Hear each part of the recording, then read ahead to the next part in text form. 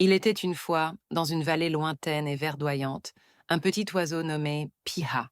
Le Piha était connu pour son chant merveilleux, si mélodieux qu'il enchantait tous ceux qui l'entendaient.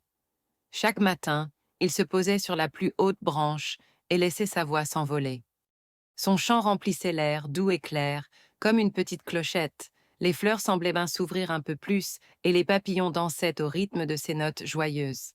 Le Pia aimait chanter, c'était sa plus grande joie. Un jour, alors qu'il chantait de tout son cœur, le Pia entendit quelque chose d'étrange. Une autre voix, exactement comme la sienne, répétait ses notes. Il chantait Piha Piha, et la voix répondait Piha Piha. Le Pia fut très surpris. Il chanta plus fort, et la voix répondit plus fort. Il chanta plus vite, et la voix répondit plus vite. C'était comme si un autre oiseau se cachait et se moquait de lui. Le Pia commença à se sentir agacé. Qui était cet oiseau qui osait l'imiter et se moquer de son beau chant? Il essaya de le trouver, regardant partout dans les arbres et derrière les rochers. Mais il ne vit personne. Plus il cherchait, plus il s'énervait. Il pensait que cet oiseau était très méchant. Le Piha décida alors de se taire. Il ne voulait plus chanter si quelqu'un se moquait de lui. Le Piha resta silencieux un long moment, le cœur un peu triste.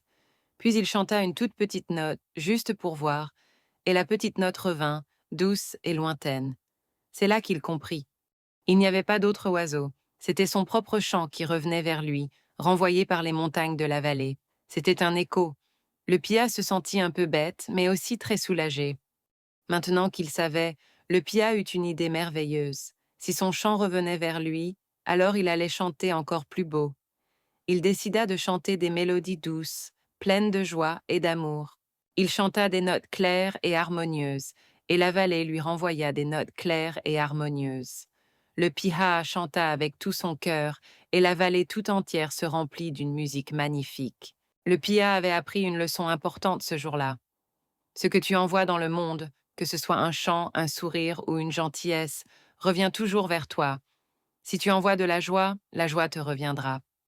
Alors, comme le Pia, essayons d'envoyer de belles choses autour de nous, des mots gentils, des gestes doux, des pensées joyeuses, et vous verrez, le monde vous renverra de belles choses en retour.